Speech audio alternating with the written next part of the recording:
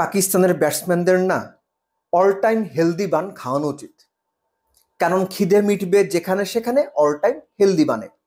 320 run chase করতে গিয়ে বাবর আজম ফাখার জামানরা যে ব্যাট করলেন, মনে হয় শরীরে কোনো শক্তি নাই। নিশ্চিন্তে খান স্বাস্থ্যকর all time bun, all time healthy life. 320 chase করতে গিয়ে এত বাজে ব্যাটিং পাকিস্তানের এই ব্যাটিং লাইন আপের, খুবই সারপ্রাইজিং। আমি খুবই সারপ্রাইজড হয়েছি। ম্যাচ জেতার যেন ইচ্ছাটাই তাদের ছিল না। Really shame, really shame. নিউজিল্যান্ডের কথা এর আগে আমি বলেছিলাম যে এই টিমটাকে আমি আমার বিবেচনায় 3টা চ্যাম্পিয়নশিপের দাবিদারের একটা মনে করি। এই ম্যাচে সেটা তারা প্রমাণ করেছে। নিউজিল্যান্ড পাকিস্তান ম্যাচ নিয়ে আলোচনার সময় আমি শুরুই করেছিলাম ট্রাই নেশন সিরিজের ফার্স্ট ম্যাচে গ্লেন ফিলিপস 6 নম্বরে নেমে 76 বলে 104 না 110 করে নট আউট ছিলেন। এই ম্যাচের প্রেক্ষাপট ওই ম্যাচের প্রেক্ষাপট অলমোস্ট সিমিলার। ওই ম্যাচেও 37-38 ওভারের মধ্যে 200-র মতো রান ছিল। গ্লেন ফিলিপসের ওই 100 পুরো ম্যাচের কমপ্লেকশন চেঞ্জ করে দিয়েছে।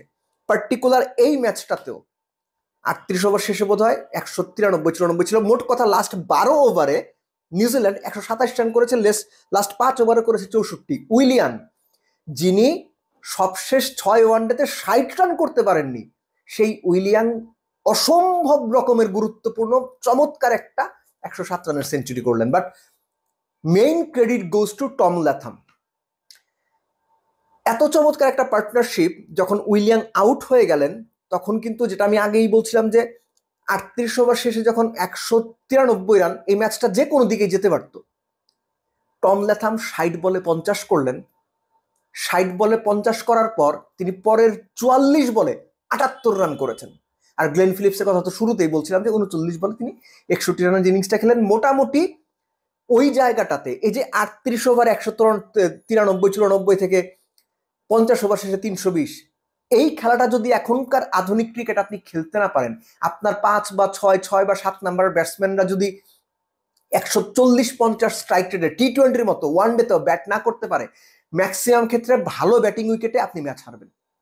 নিউজিল্যান্ড এক্স্যাক্টলি সেটাই করেছে, যেটা এই উইকেটে বা এই কন্ডিশনে ডিমান্ডিং ছিল। হ্যাঁ, তাদের ব্যাটাররা সময় মতো পারফর্ম করেছেন, যাদের পারফর্ম করার কথা ছিল তারা পারফর্ম করেছেন, এবং মোস্ট ইম্পর্টেন্টলি ক্রুশাল জায়গাতে আউটস্ট্যান্ডিং পারফর্ম করে দিয়েছেন। টম ল্যাথাম, তিনি পরের যে 50-র পরে যে 78 রান করলেন, 177 স্ট্রাইক রেটে রান করেছেন ভাই উনি। আপনি চিন্তা করতে পেরেছেন এখন 5 নাম্বার ব্যাটসম্যানের কাছ থেকে আপনি কি চান? এক্স্যাক্টলি এরকম ফিনিশিং রোল চান। নট আউট ছিলেন ভদ্রলোক। সো এই যে নিউজিল্যান্ডের একটা রান একটা সময় মনে হচ্ছিল যে 260-70 করলেই অনেক, 250 করলেই অনেক, সেই রানটাকে সবাইকে বোকা বানিয়ে 320 পর্যন্ত নিয়ে যাওয়া।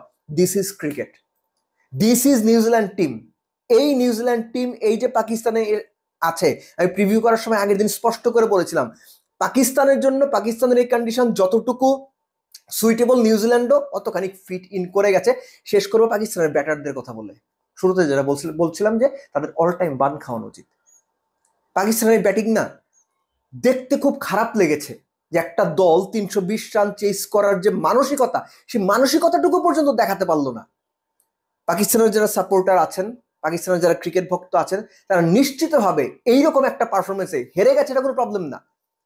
কিন্তু যে অ্যাপ্রোচটা ব্যাটসম্যানরা দেখালেন, যে অ্যাপ্রোচে তারা ব্যাট করলেন, এই অ্যাপ্রোচ না এখনকার আধুনিক ক্রিকেটের সঙ্গে একেবারে বেমানান, কোনোভাবেই যায় না। But very well done New Zealand. Expect করবো এই গ্রুপ থেকে তারা যেন চ্যাম্পিয়ন হয়ে সেমিফাইনালে যান।